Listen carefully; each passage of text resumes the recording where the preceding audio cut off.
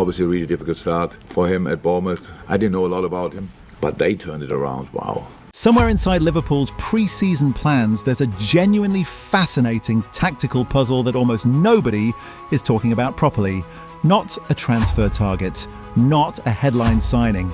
A player already on the books who might actually be the most naturally suited attacker on the roster for the manager who just walked through the door. Federico Chiesa started one Premier League match last season. One.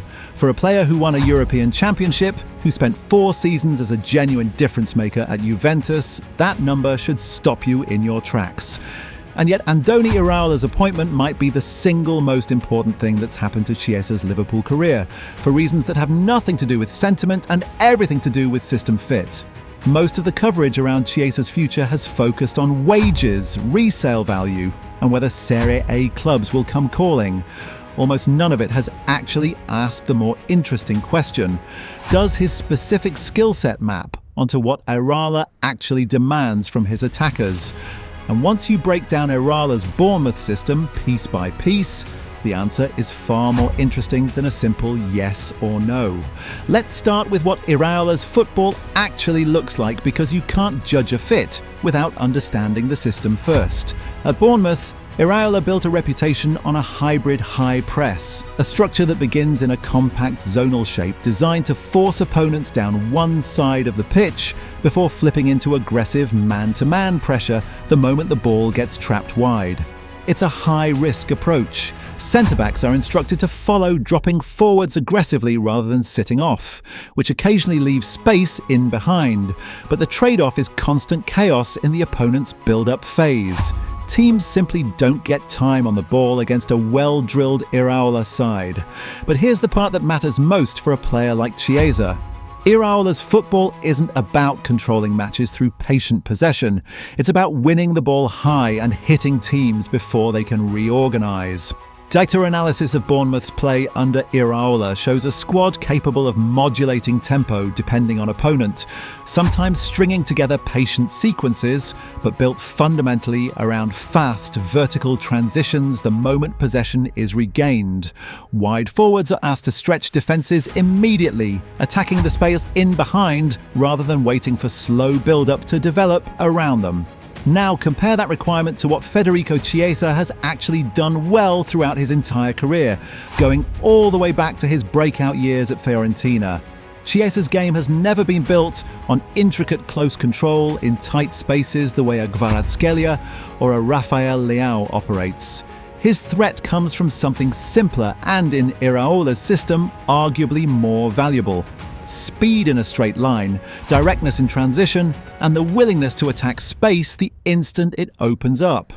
Analysis of his time at Juventus repeatedly describes a player who relies on outpacing defenders in a foot race rather than dazzling them with feints, someone who thrives specifically in broken play situations where defences haven't had time to reset their shape. This is where things get genuinely interesting, because that exact profile is almost a textbook description of what Iraola needs from his wide attackers. A player who wins the ball high, sees space open up behind a scrambling backline, and simply runs into it faster than the defender can recover. That's not a stylistic coincidence. That's a mechanical match between what Chiesa does best and what the system is specifically designed to create.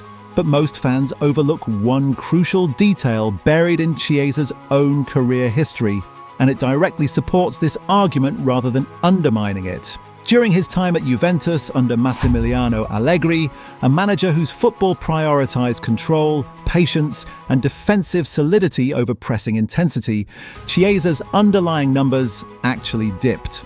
Reports from that period describe a frustrated player, someone visibly out of sync with a system that asked him to play as something closer to a second striker in a low-tempo structure, rather than the high-pressing, wide attacker he clearly wanted to be. His dribble completion numbers during that stretch were modest, not because his raw pace and directness had disappeared, but because Allegri's system simply wasn't generating the transition moments where that directness actually pays off. That's exactly the tactical lesson worth applying here. Chiesa isn't a player whose output is purely a reflection of his own individual talent level. His effectiveness is unusually dependent on the structure around him, creating the specific conditions his game thrives in. Under a possession control manager, he looks limited and one-dimensional. Under a high-tempo, transition-heavy manager, that same one-dimensional trait becomes a weapon rather than a limitation. Now compare that to what actually happened under Arne Slot at Liverpool, because this is where the tactical mismatch becomes obvious in hindsight. Slot's system, while still built around intensity, leaned heavily on structured positional play, patient rotations through midfield, and disciplined occupation of half spaces rather than simply sprinting into space the moment the ball was won. It's a system that rewards technical combination play and spatial intelligence in tight areas. Closer in spirit to what Chiesa struggled with at Juventus than what actually suits him. Add in a genuinely stacked forward line ahead of him, and it's not difficult to understand why he found himself behind multiple players in the pecking order despite his individual pedigree. This is exactly why the question isn't whether Chiesa lost his ability during his time at Liverpool. It's whether he was ever placed in a system built to let that ability actually show up on a match day. Let's get into the specific tactical mechanics of how this would actually work under Iraola, because system fit only means something if you can point to concrete moments on a pitch. In Bournemouth's out-of-possession structure, wide forwards are among the first defenders to trigger the press, closing down opposition fullbacks aggressively and forcing the ball backward or into risky central areas. Chiesa's work rate off the ball has never been in question throughout his career, and his acceleration off the first step makes him genuinely effective at closing distance quickly rather than simply jogging into a passing lane. That's a specific defensive requirement Iraola's system depends on, and it's one that plays directly to physical tools Chiesa already has. In transition moments, Iraola wants his wide players making immediate runs in behind the opposition's last line. The instant possession is regained centrally, rather than checking back to feet to receive under pressure. This is precisely the profile Chiesa has always operated best in. Rather than dropping deep to combine, he's most dangerous attacking space with his first 2 or 3 touches already pointed toward goal. On the counter, against a defence still reorganising from an attacking setup of their own, that kind of directness is close to unplayable if timed well. There's also the inverted dynamic worth mentioning specifically because it's been part of Chiesa's game since his Fiorentina days. He's comfortable cutting inside from the left onto his stronger right foot, which gives Iraola a rotational option alongside a more traditional touchline-hugging winger. That kind of interchangeability, one wide forward staying high and wide to stretch the pitch while another cuts inside to combine centrally, is a common feature of Iraola's front line rotations, and it's a role Chiesa has performed at a high level for both club and country before. Now let's actually look at what the numbers say, because a tactical argument only holds up if the underlying data supports it. Even in a limited role last season, when Chiesa did get minutes off the bench, he contributed directly to goals in matches where Liverpool needed a spark late on, scoring a crucial late Premier League goal and setting up both goals in a Carabao Cup win. Those aren't the numbers of a player who's lost his end product.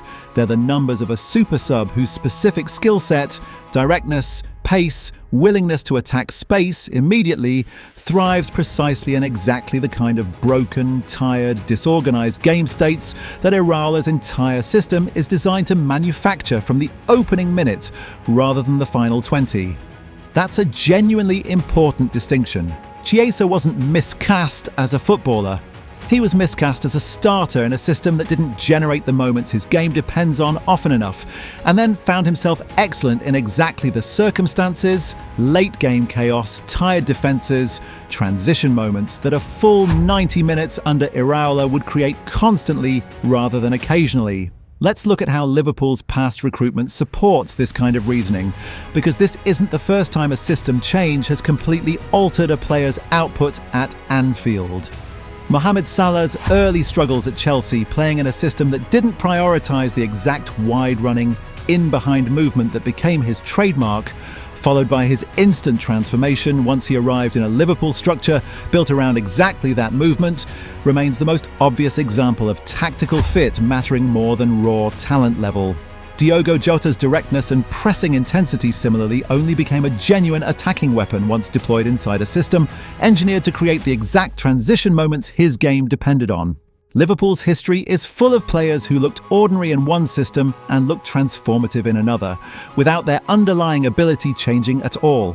It's worth being fair to the counter-argument here too, because there are genuine risks that shouldn't be waved away.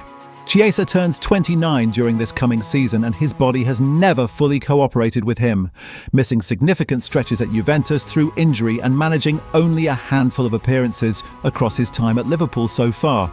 A system as physically demanding as Iraola's, built entirely around relentless high-intensity pressing across 90 minutes, places enormous conditioning demands on wide players specifically. There's a real question of whether a player with his injury history can sustain that workload across a full Premier League season, rather than in isolated substitute cameos. There's also the matter of squad depth and rotation. Even under an ideal tactical fit, minutes still have to be earned in competition with Liverpool's existing options in the final third. Those are legitimate concerns, and they shouldn't be dismissed just because the tactical theory lines up neatly on paper. Theory and application are two different things, and Chiesa's fitness record specifically is the single biggest variable standing between this tactical argument and it actually playing out on a match day. But strip away the fitness question for a moment and focus purely on the football logic, because that's ultimately the point worth landing on.